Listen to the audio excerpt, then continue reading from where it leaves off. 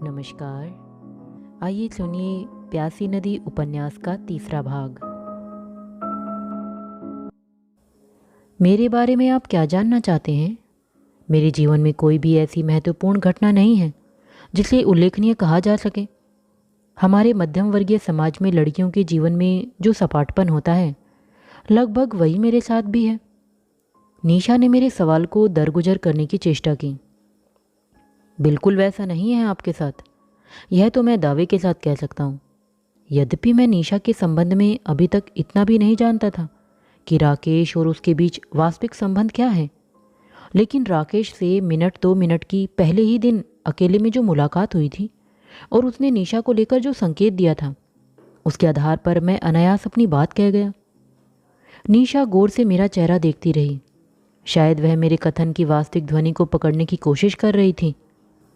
मैंने अपनी बात बदल कर कहा, मेरा मतलब है आपके घर में कौन कौन है और कहाँ है? आपके जैसी सुशिक्षित कन्या की भविष्य को लेकर अच्छी भली महत्वाकांक्षाएं भी होती हैं। मैं जानने को उत्सुक हूँ कि आपकी आगे की क्या योजनाएं हैं। निशा ने मेरी बात का कोई सीधा उत्तर नहीं दिया। उसके चेहरे पर एक क्षण के लिए उद्विग्नता का भाव आया, जो अगले पल ही तिरोहित हो गया और वह सहज मुद्रा में लौटकर बोलने लगी। उसके शब्दों के पीछे सोचने का भाव स्पष्ट होकर उभर रहा था। हमारे समाज में एक लड़की की भविष्य को लेकर क्या योजनाएं हो सकती हैं? आज यह सवाल एकदम बोधा है।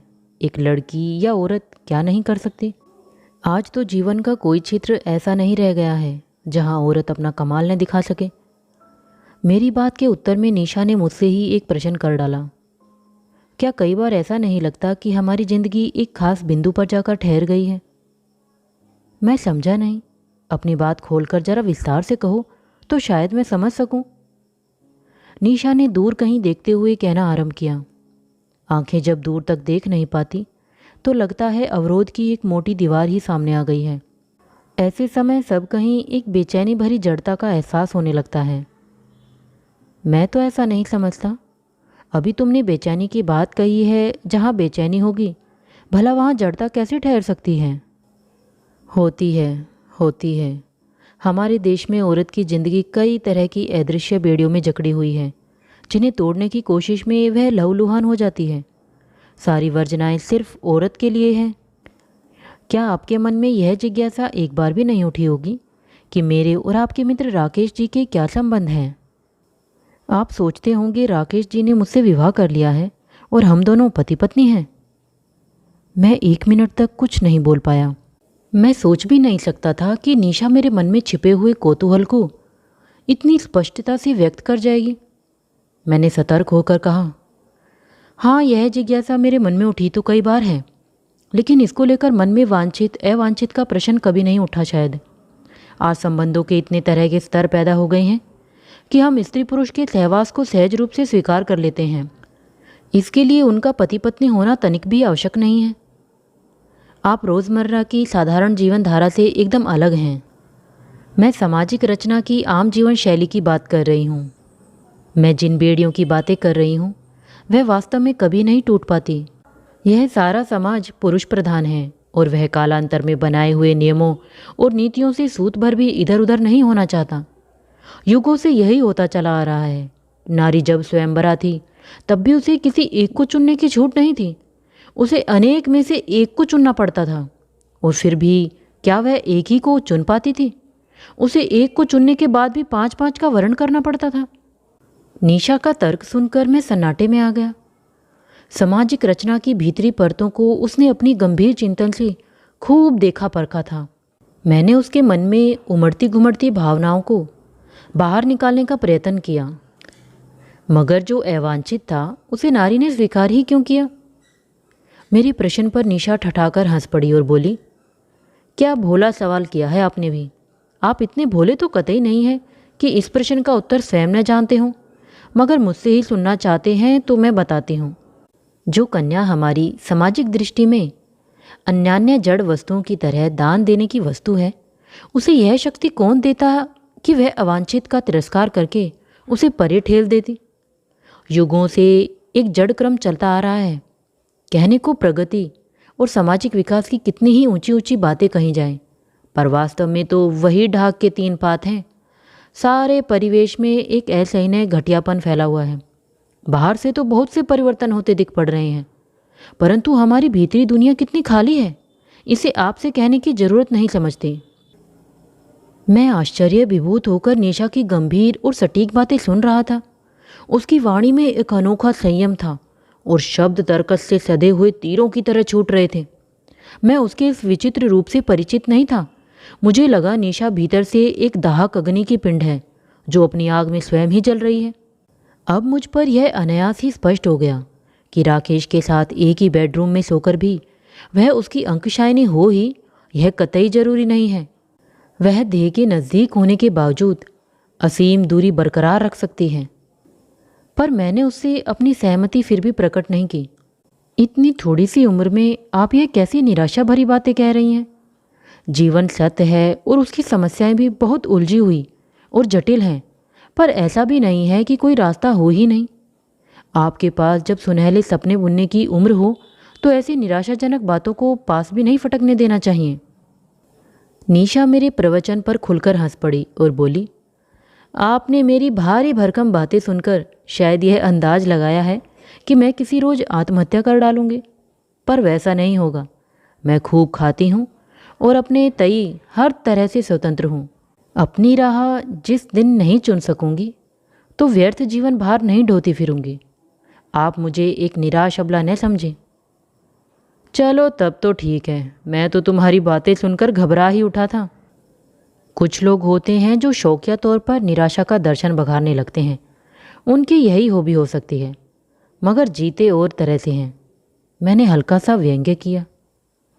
इसी समय पता नहीं कैसे यकायक पहाड़ का एक हिस्सा टूटा और जब तक हम कुछ समझे हमारी बगल में आ गिरा। हम दोनों ऊंची चट्टान पर न बैठे होते तो हमारा कहीं निशान भी बाकी न बचता। हम दोनों उसकी ओर से पूरी तरह बेखबर होकर बातों में मशगूल थे। मैंने निशा का चेहरा देखा। उस पर कोई घबराहट अथवा हड़बड़ी नहीं थी। वह विनोद के स्वर में बोली, आज यह पहाड़ खंड हम दोनों को जीवित समाधि दे देता। मुझे और आपको प्रेमी प्रेमिका समझा जाता। हो सकता था यहाँ ताजमहल से मुकाबला लेने वाली कोई समाधि बना दी जाती और उस मजार पर मेले लगते। कोई बुरा सौदा न होता। मैंने टूटी पड़ी चट्टान की ओर से आंखें हटाकर हंसती हुई निशा की आंखों में झांका। मुझे वहाँ उल्लास ही उल्लास नजर आया। जो प्राणों का सौदा करते हैं उन्हें कुछ तो मिलता ही है। मगर आप एक बात नहीं जानते शायद। अखबारों में क्या छपता?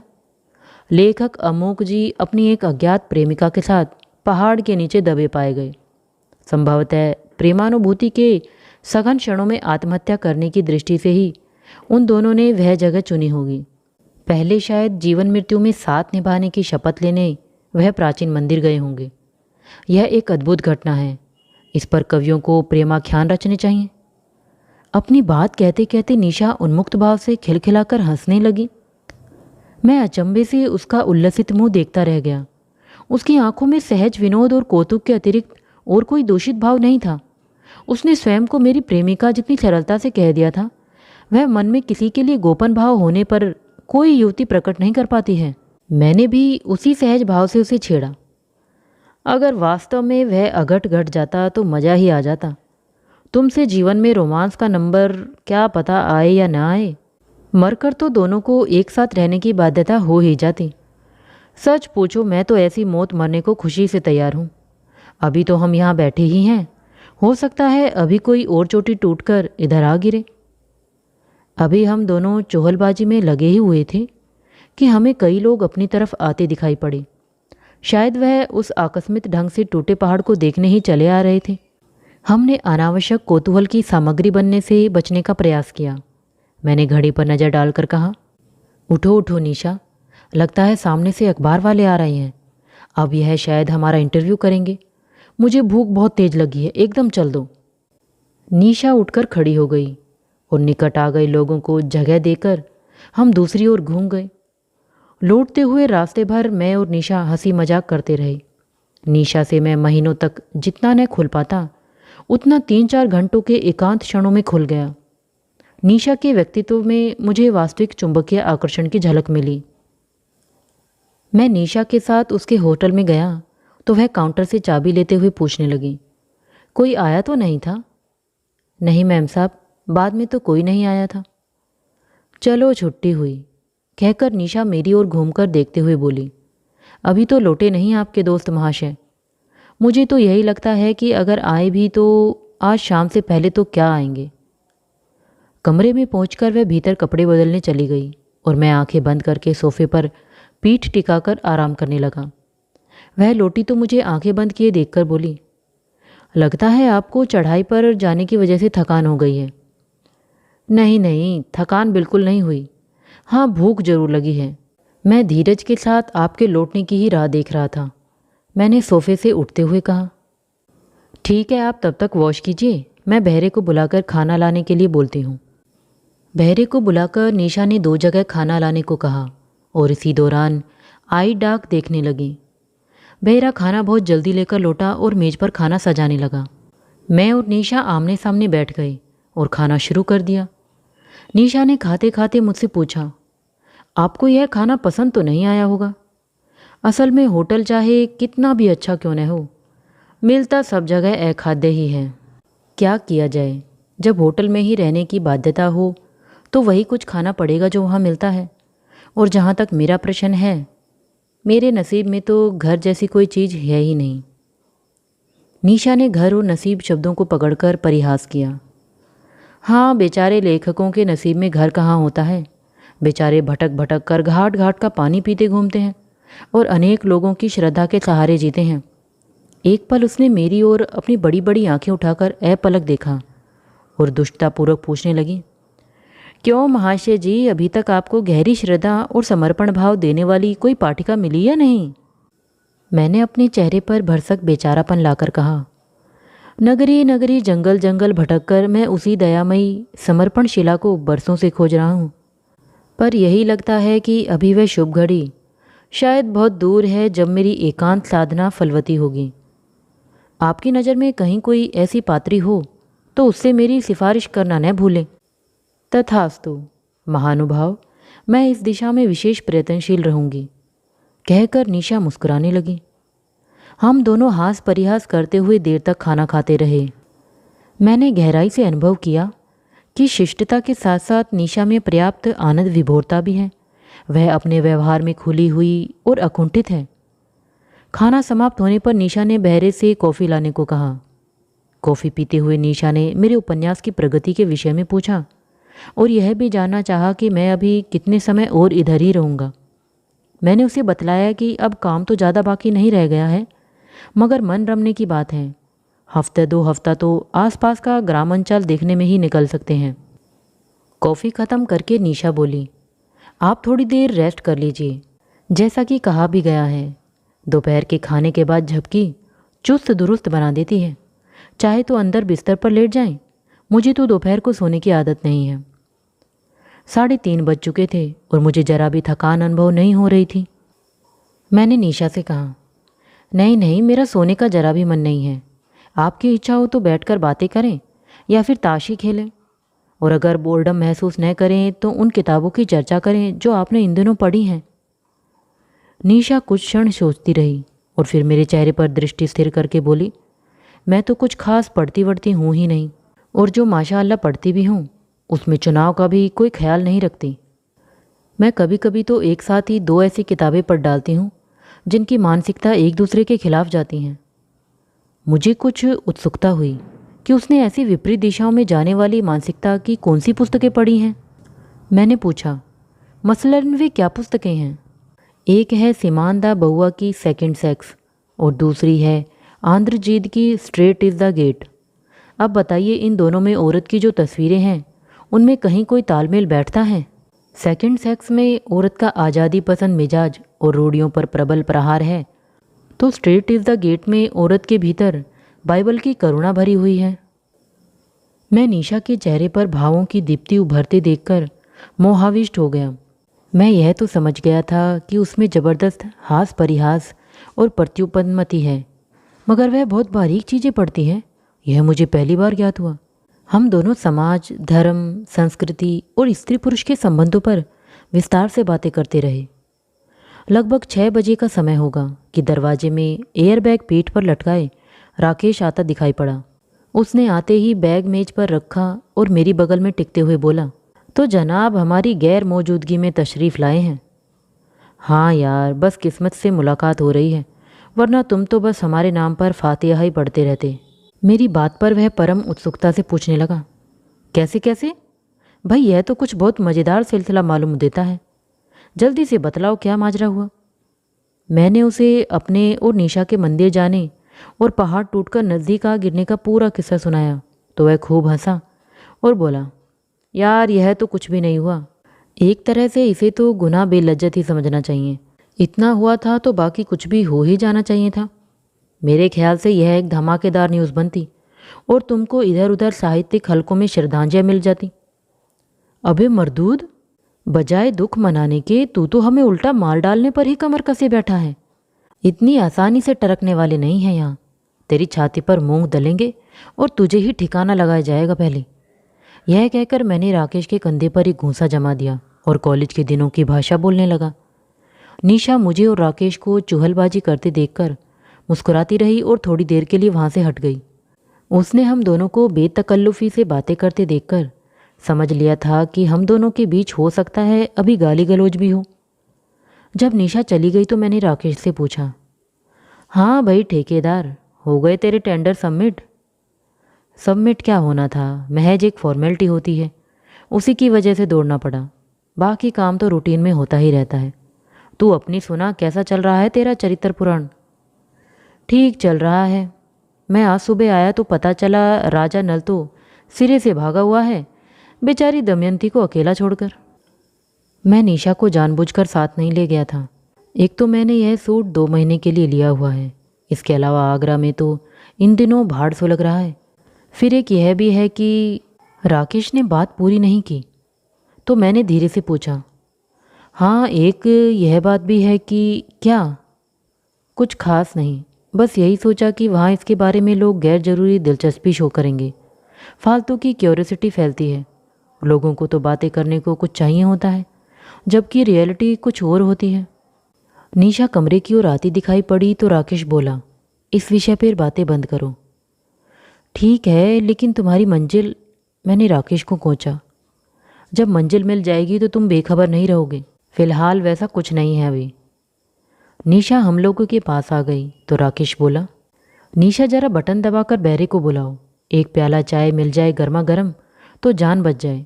रास्ते की धूल और लू ने तो आज प्राण हर लिए हैं। निशा ने बैरे को बुलाने के लिए बटन दबा दिया। बैरा आया तो उसने चाय लाने को बोल दिया। चाय आई तो राकेश के साथ मैंने भी एक प्याला ले ली। निशा का मन चाय पीने का नहीं था, इसलिए वह टाल गई। शाम हो चली थी। हम चाहते थे कि चाय पीने के बाद थोड़ा घूमने के लिए निकल चलें। मैंने यह बात राकेश से कही तो वह बोला, मुझे बहुत खुशी होती कि मैं आप दोनों का साथ दे पाता, मगर आज सारे दिन जो मुझ पर बीती है उसे देखते हुए अब ताज़ा दम होने के लिए घूमना नहीं बल्कि नहाना ज़रूरी है। तुम लोग एक चक्कर लगाओ, लौटने पर सब लोग साथ साथ खाना खाएंगे और थोड़ा बहुत शगल भी करेंगे। उससे पहले मैं और निशा राकेश के सुझाव से सहमत हो गए और बाहर निकलने को तैयार हो गए। जब हम बाहर निकलकर सड़क पर पहुंचे तो मैंने निशा की साड़ी पर गौर किया और बोला, आप दिन में कितनी साड़ियाँ बदलती हैं निशा जी? अब तो आप सुबह वाली निशा लगती ही नहीं हैं, एकदम और हो गई हैं। सुबह को निशा कुछ और होती है और निशा के समय कुछ और होती है, इसमें ताज्जुब करने की क्या बात है? निशा ने चुटकी ली, फिर इधर उधर देखकर धीमे स्वर में बोली, आदमी को तो यही अच्छा होता है, औरत बदली हुई हो। मैं समझा नहीं। मैंने उसकी बात को न समझने का भाव जतलाया तो वह कहने लगी, पुरुष नित नवीन का इच्छुक होता है न, स्त्रियों के मामले में तो वह नएपन को बहुत ज़्यादा महत्व देता है। एक स्त्री को लेकर कोई पुरुष बहुत वक्त तक संतुष्ट नहीं देखा गया कहीं। प्रेमिका कितनी भी सुंदर हो, वही जब पत्नी बन जाती है तो प्रेमी के सपनों में तो रहती ही नहीं है, वास्तविक जगत में भी कोई उत्तेजना नहीं दे पाती। प्राचीन काल की बहुपत्नीवादी प्रथा शायद इसी का परिणाम हो। स्त्री को एक रिझाने वाली जिन्स माना जाता है। मैंने तुरंत सवाल किया, क्या आप भी ऐसा ही मानती हैं? मेरे मानने या न मानने से क्या फ़र्क पड़ने जा रहा है? फ़र्क चाहे कुछ भी न पड़े, फिर भी मैं यह जानने का इच्छुक हूँ कि क्या आप पुरुष की इस इच्छा का आदर करती हैं कि वह स्त्रियों को नित्य नूतन देखे? मैं इस भावना का आदर क्यों करूंगी? इसके अर्थ क्या यह नहीं होंगे कि मैं पुरुष की दृष्टि से स्वयं को देखूं और उसकी इच्छा के अनुरूप स्वयं को ढालूं? इसमें बुराई भी क्या है? हम जिस रूप में किसी को अधिक भी भा जाएं, वैसा बने रहने में हमारा क्या जाता है? मैंने निशा को उकसाया। वाह, आपने भी क्या खूब दलील दी है। इससे तो सारे बखेड़े खड़े ही होते हैं। इसे मैं आत्म प्रवंचना मानती हूँ। हम अपने मन और इच्छा से जो न हों, किसी की खुशी के लिए वैसा बनने की चेष्टा ही क्यों करें? हम क्या बाजार में ग्राहक को रिझाकर बेचा जाने वाला सामान है? यही तो औरत की दुर्दशा के मूल में है। वह पुरुष की मनमानी बर्दाश्त करके सदियों तक वही कुछ बनती चली गई जो वह चाहता था। आज उसका अपना अस्तित्व कुछ भी नहीं रह गया है। यह गुलामी उसके संस्कारों में इतनी गहरी घुस गई है कि वह दासी हो जाने में ही मुक्ति मान लेती है। अभी दुनिया, मेरा मतलब हिंदुस्तान में ऐसी औरतों की कमी नहीं है जो अपने प्राण प्यारे को खत के अंत में आंसू से भीगी इबारत आपकी चरण दासी लिखने में करते करते न हो जाती हूँ। उसकी भंगिमा पर मैं ठहाका मारकर हंस पड़ा और मैंने ताली बजाकर कहा, वेल सेड, तुमने तो अच्छा खासा सारगर्भित भाषण दे डाला। नारी की वकालत के लिए इस देश में निशा से अच्छा तो ठीक कोई मिल ही नहीं सकता। यह बात तो मैं दावे के साथ कह सकता हूँ। अच्छा तो ठीक है, फिर यह बात लिखकर स्वीकार करो। आपका सर्टिफिकेट मैं अपने पास रखूंगी ताकि वक्त ज़रूरत काम आए। निशा ने भी मजाक का आनंद लेते हुए कहा, आपको मेरे सर्टिफिकेट की ज़रूरत नहीं है। बहुत पढ़ी लिखी, काबिल और स्वयं सिद्धा हैं आप। और भी बनाइए अभी। आपके पास तो शब्दों का अपरंपार भंडार है। निशा ने आंखें तिरछी करके मेरी व्यंग्योक्ति का उत्तर दिया।